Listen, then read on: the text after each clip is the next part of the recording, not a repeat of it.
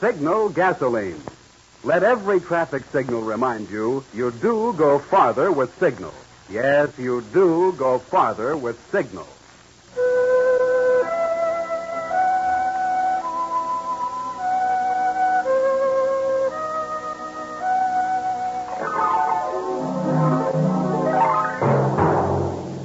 The Signal Oil Company and your neighborhood Signal dealer bring you another curious story by the Whistlers. Tonight, the dead man laughs.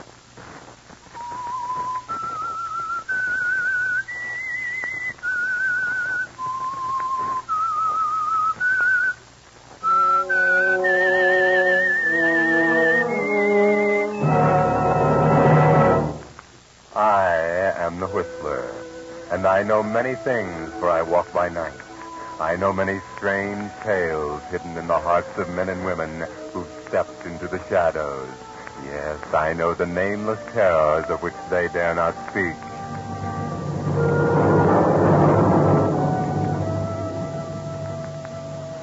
That a man should laugh is not strange. That Henry Baker laughed, and under the circumstances, was very strange. Or so the reporters seemed to think. But then they didn't know. They had no idea of why Henry laughed. And so they didn't see the humor of the situation. But suppose we start back at the beginning, and perhaps it will be clearer. In the beginning, there was Charles Finch. Charles Finch, aging, gray, growing bald, with a pronounced bulge at the girth. A man respected and admired in the community. President of a large construction company. Successful, or so it seemed. But it all started the day Charles Finch sat across the desk from his partner, Malcolm Guthrie. Big, bluff, and hard.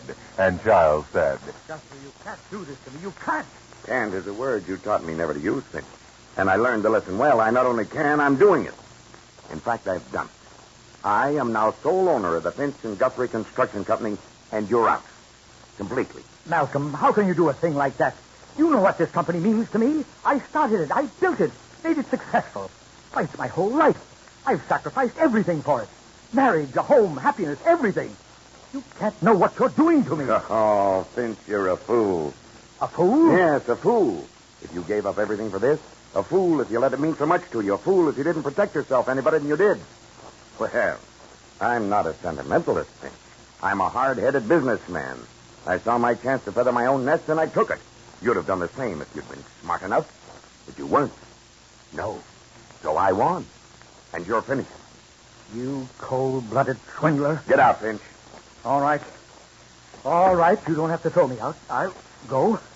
But you haven't heard the last of me yet, Guthrie. I'll pay you back if it's the last thing I ever do. Oh, yeah? I'm scared to death. What'll you do? Kill me, I suppose, then.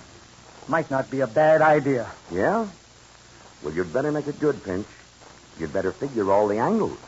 Plenty of people know how you feel about me. And if they found me plugged, you'd try for it. And you know it. So you better figure something practically perfect, Finch, if you can. Okay. Maybe I'll do that. I'm not worried. You haven't got the guts or the brains. Go on, Finch. Beat it. Beat it. Get out of here, and I don't want to see you around here anymore. Don't worry. You'll see me again. Only once more. And it'll be the last look you'll ever have of me or anyone. You're as good as dead now. So long, Guthrie.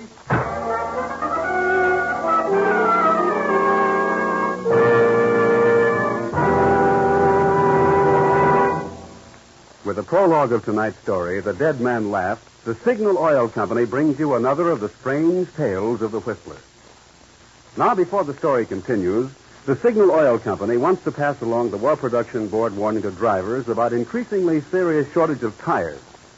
Due to stepped-up military needs, the already low quota of new civilian tires for the first quarter of this year has been cut over 30%. Well, it's plain to see what this is going to mean. With so few new tires available, the only way to be sure your car will have tires is to keep your present tires in sound condition so they can be successfully recapped. Little injuries to the outer walls must be promptly repaired before they can spread and weaken the important inner carcass of the tire. And retreading must be done before the present tread is worn too thin. This requires two things. One, frequent inspection by the man with the experience and know-how of your Signal gasoline dealer. And 2, the finer quality workmanship and materials that the name Signal stands for. Yes, and there's a third point. Your cooperation in not putting off this service until you have a flat and your tire is damaged beyond retreading. The tire shortage is now. Your tires need Signal's Go Farther service now. And the place to get it is your neighborhood Signal gasoline dealer. And now, back to the Whistler.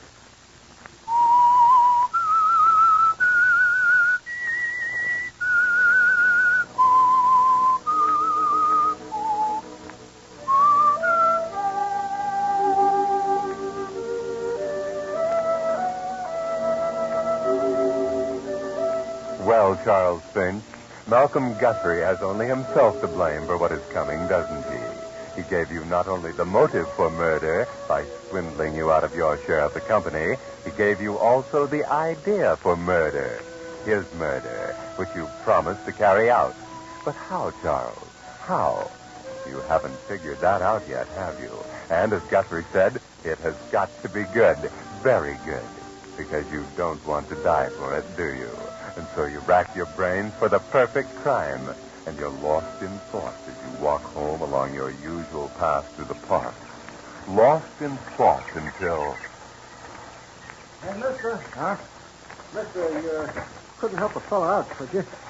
I've had a bite to eat all day. Oh, sure. I... Say, haven't I seen you around here before? Well, maybe. I sort of stay here in the park sometimes. I haven't got a home to go to. Yes. Well, here's a quarter. Gee, thanks, mister. Thanks. It's all right. Yes, it's all right.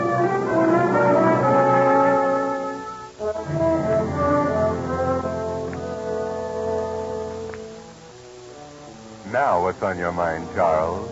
Why are you standing there, staring after the shabby tramp as he shuffles off to the hash joint on the corner? What's that look in your eye?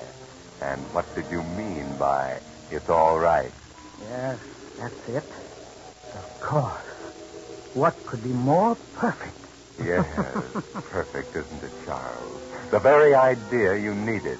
And what makes it so funny is that Guthrie furnished this for you, too. It was he who, one day, as the two of you walked through this park, pointed out the tramp. Yes, the very same tramp. And what was it Guthrie called him? A dead ringer. A dead ringer for me. Yes. Yes, Charles, a dead ringer. Same age, same size, same graying, balding head, same paunch.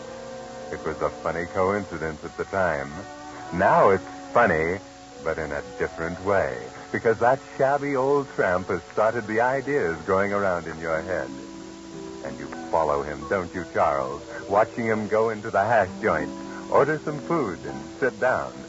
You pace up and down in front of the door, watching him eat. And by his manner, you realize something that's almost too good to be true. You go in and slip into the chair beside him. You mind if I sit down here? Yeah, huh? Oh, no, I guess not. You know, I'm surprised you're able to eat sandwiches so well with your false teeth. I never can. Oh, I get along all right. Say, it was swell of you to stake me to this. Maybe I can pay you back sometime. Oh, forget it. You haven't got a job, have you? Just who are you, mister? Cop? Cop? Oh, certainly not. What's your racket? No racket, I assure you. This is strictly legal, strictly on the up and up. Yeah? Well, I've been plenty careful so far. I ain't never been pulled in by the bulls, and I don't want to begin now. I assure you what I have to offer will get you in no trouble with the police. What do you have, mister? Ham and eggs, please.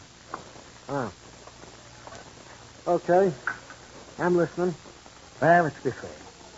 I want you to help win a bet for me tonight. Huh? Yes, I have a friend of mine that, I bet him that I could pick up a hobo off the street, clean and dress him up, and pass him off as a polished businessman. I think you're the man I need. You're just about my size, so my clothes will fit you. And you can have them to keep afterwards. And what else goes with them? Oh, yes. $100. I might even throw in a bottle of scotch, which is more valuable these days. For one night's work. Is that a lot of dough for just a joke?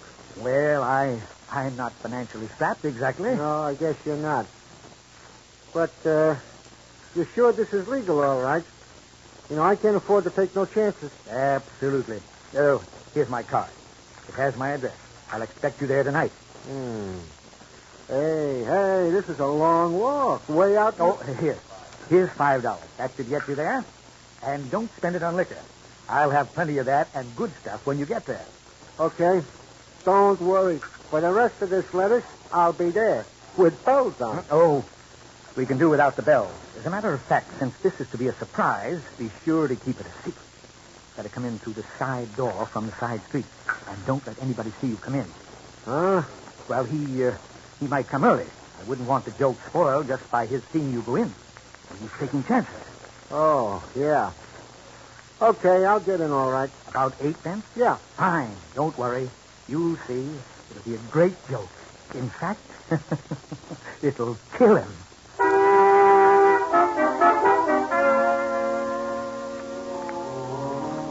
Yes, it will, won't it, Charles? You've figured the perfect way to kill Malcolm Guthrie, and this tramp is going to be a big help. A big help. You'll never get another chance like this one. Never. Maybe that's why you're so nervous as you pace the floor of your home, waiting for him to come. Supposing he doesn't. Suppose he got drunk with that $5. Suppose he's lying in some gutter somewhere right now. You'd never find another perfect double like that, even to the false teeth. You were a fool to trust a hobo, Charles. He's probably taken your $5 and headed out of town. But no, there he is, right on the dot of 8. And you breathe a sigh of relief as you open the door. Hi, mister. Well, hello. Come in. You're right on time. Glad you could come. Wow. Some way out you got here. Hey, you weren't kidding when you said you was well-heeled. Oh, it'll do.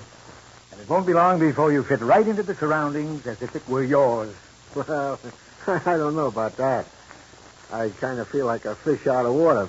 But if you think so... You were careful about coming in. Nobody saw you. Oh, no, I'm sure nobody saw me. Wasn't nobody inside. Good. Now, if you just step into the bathroom over here, you'll find everything you need. Shaving things. Take a good close shave, a hot shower, then put on the clothes I have hanging there. Christmas, look at that. A real monkey suit. And, brother, silk underwear. Yes, put it all on. Don't leave off a thing. Everything will fit you, I'm sure. Hey, this is almost like a dream. I never thought I'd be decked out in a monkey suit like this until I was laid out for me home funeral.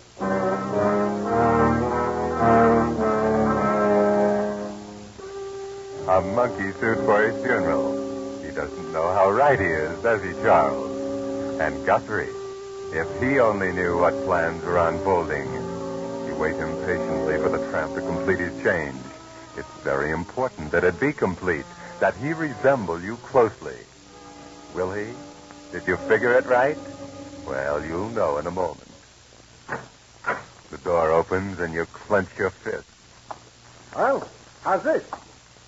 I wouldn't have believed it. Not bad, huh? Perfect. Hey, how's about a slug of that stuff you promised me? Oh, yes, certainly, the scotch. Here, I'll pour you a glass.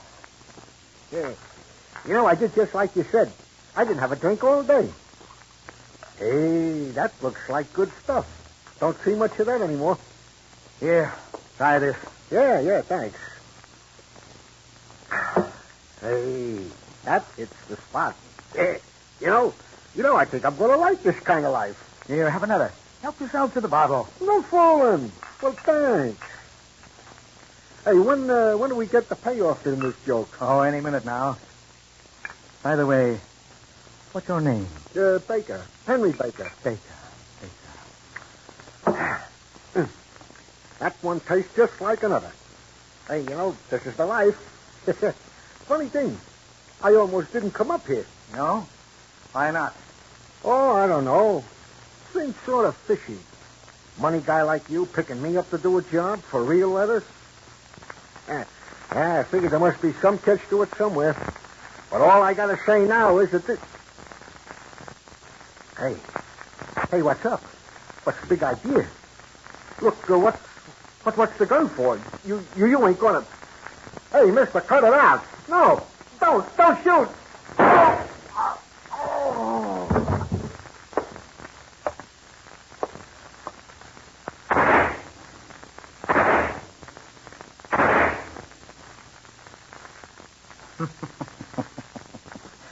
That's it, Baker. End of joke.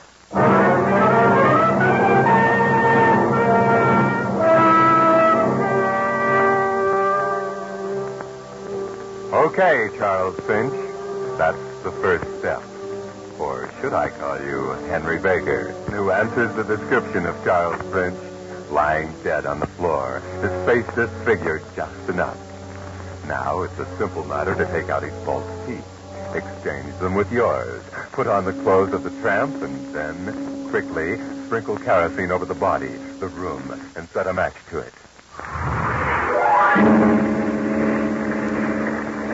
In 5 minutes, the fire is spread to the drapes, the furniture, and now it's time to get out, fast. Not too fast, Charles. No one in sight. But don't hurry. Now at the corner, pause, look around. Not a soul in sight. You're clear, Charles Finch.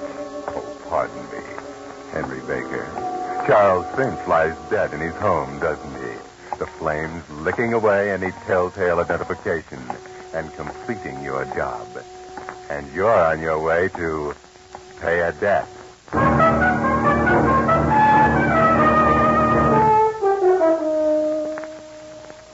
But take it slowly, Charles. Tomorrow, Thursday, will be Guthrie's chauffeur's day off. He'll drive home tomorrow night by himself. And you'll be waiting beside the garage. Until then, you take a room in a cheap hotel. You're Henry Baker, hobo now. But next day, you stop in and see about the ticket you ordered for Mexico. It'll be ready Friday afternoon, the day after you get Guthrie. Just right. Perfect. Everything's all set. All you have to do is wait for tonight. And how would Henry Baker do that? Why, sit in the park, of course. Hiya, brother. Got a match? Yeah, sure. There you are. How's it going? Okay. Same as usual, I guess. Ain't it the truth? It's getting tough to be on the street these days. Why, like as not, a guy will just come up and offer you a job right on the street. Say, that's your paper there? Yeah. Mind if I take a look? Oh, go ahead. Thanks. Wealthy clubman murdered. Say, is that in this town? Yeah. Jiminy, somebody's always bumping somebody else off. Yeah, it seems so. And this guy was burnt up. Couldn't hardly identify him, it says here. Yeah, except his dentist identified his false teeth. I read it. Yeah, probably some dame. Sounds like a dame. Playing with fire. Hey, what am I laughing about? Only means trouble to me. Trouble? Sure, them dumb cops. When they can't find the right guy in one of them things, they come down here and run us all in. You mean they arrest us bums? Sure. Just a routine roundup. You know, like they're always doing. Keep us there a couple of days, just so they can tell the newspapers they got some suspect.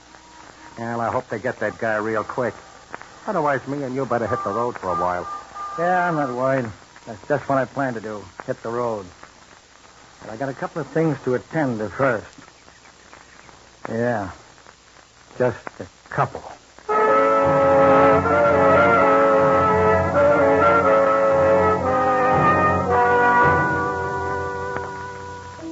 Yes, Charles, another 24 hours and you'll be on your way to Mexico. Free and revenge. But now it's time to get started. At 11, you're waiting in the shadows by Guthrie's garage. He's always arrived home from the club about this time. Everything is perfect for the climax.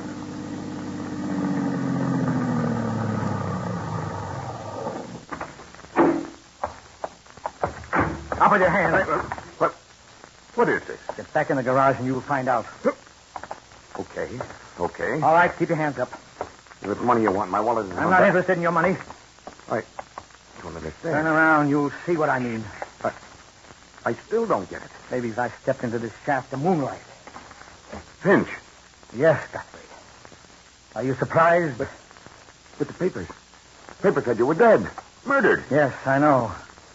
You thought I was dead, and so did the police. It's just what I wanted them to think. Now, when they find you, they'll never dream Charles Finch could have done it. Will they? After all, a dead man can't kill, can he? Look, Finch, you don't know what you're doing. You can't do this. Can't I? You told me that once before. Said I didn't have brains enough or guts enough. But now you see your mistake. I did have guts enough. I've already killed a man. I did have brains enough because the police think that man was Charles Finch. So I'm free. I'll never be caught for this. Look, Finch, let's... Keep your hands up. Let's talk this over. Keep your hands up. All right, I'll pay you anything. Give you the business. I've got enough to take me to Mexico. Start over after I take care of you. Finch, give me a chance. For God's sake, I'll do anything you say. That's right. Get down on your knees. Crawl, Guthrie. Crawl. That's the way I've wanted to see you. I'll confess everything. Confess it all. Give you back everything. Do anything. As a Finch. Don't.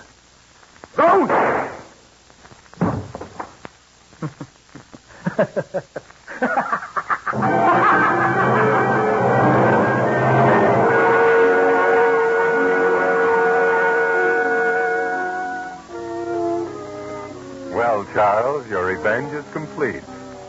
And back in your shabby hotel room, you sleep soundly. There's no qualm of conscience, no ache of remorse as you walk through the park next morning. You did what you had to do, and you're satisfied. All that needs to be done now is to go to the ticket office and get your passage to freedom. It's all so simple, isn't it? Hey, Bo. Me? Yeah, you. Come on. Get going. Huh? What's the matter? Cops.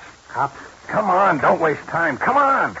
Like I told you yesterday, a roundup. Only I didn't expect it so soon. Come on. Get moving. If we stroll out the other end of the park, they may miss us. They started back there and... Uh-oh. Okay, you two. Wait a minute. What's the matter, copper? I ain't done nothing. Never mind. Get over there and get in the wagon. You too, bum. But, officer, you have no right Is to... that so? I said get over there and get in the wagon. But I've done nothing. Tell that to the show-up crowd. Come on. You're going in.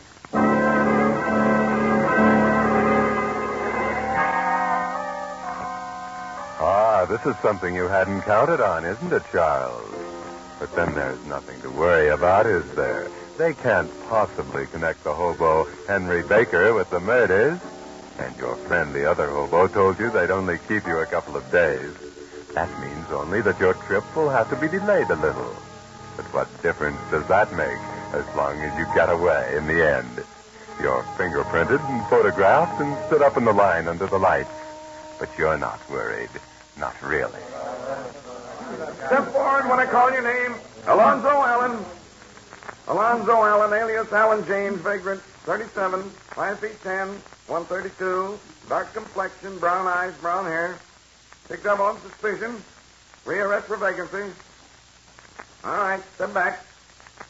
Henry Baker. Yes? Yes, I'm Henry Baker. Henry Baker, vagrant, 54, 5 feet 8, 170. Gray hair, blue eyes, picked up on suspicion. No record. Something is wrong. You sense it, don't you, Charles Finch? As the silence lengthens, you stand there straining. The perspiration pops out on your forehead. You listen intently, waiting for that step back. Your eyes strain into the blackness out there, but you can't make anything out. Not even those faces staring up at you. What's wrong? How could anything be wrong? Henry Baker, step down. No, not that way, out here. We want to ask you some questions.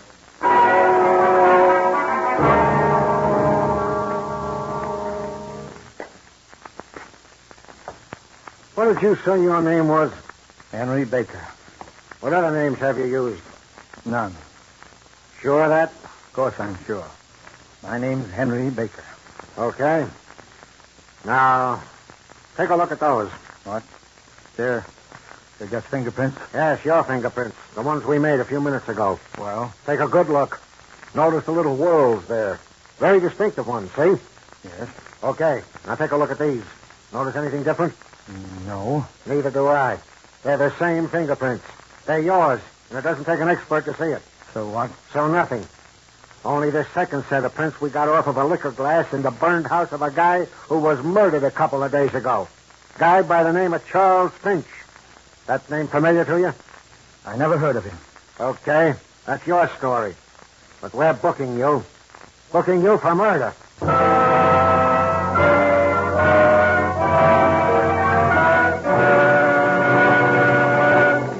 But that's not all of tonight's story.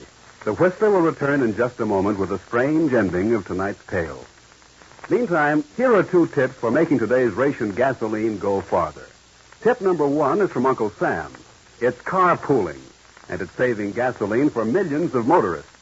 Take the case of 4 men driving to work, each in his own car. By riding together, 3 of the men can leave their cars at home. Gasoline, tires, and wear and tear are saved on 3 cars. Yes, carpooling really works. And now tip number 2. This one is from thousands of Western motorists who for years have kept track of their gasoline mileage and found they do go farther with Signal gasoline. Do I hear you saying, but today's gasolines aren't what they used to be? True, certain ingredients which gave gasolines their... But there's the important point. Today, as always, Signal is producing the finest quality gasoline that can be made. And Signal still places the emphasis on mileage. If you haven't tried Signal in your car, it's high time you discover that all of today's gasolines are not the same. Invest your next ration coupons in the famous longer mileage gasoline. Signal Go Farther gasoline. And now, back to the Whistlers.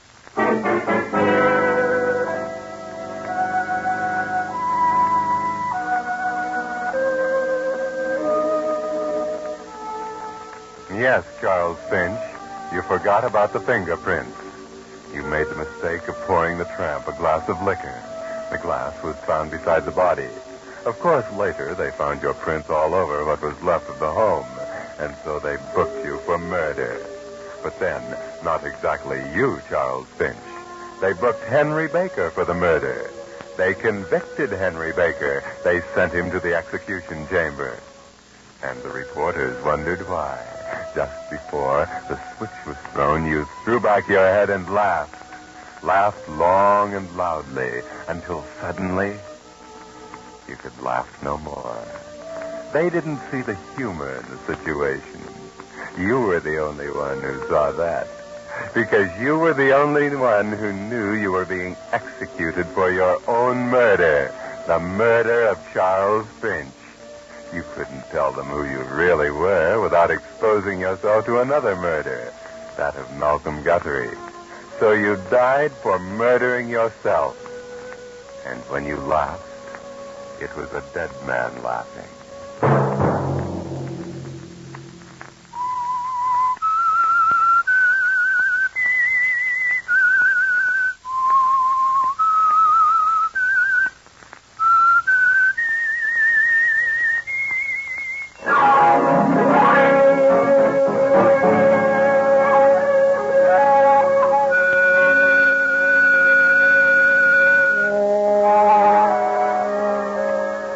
Next Monday at 9 o'clock, the Whistler will bring you another strange tale, the curious story of how murder opens a gate.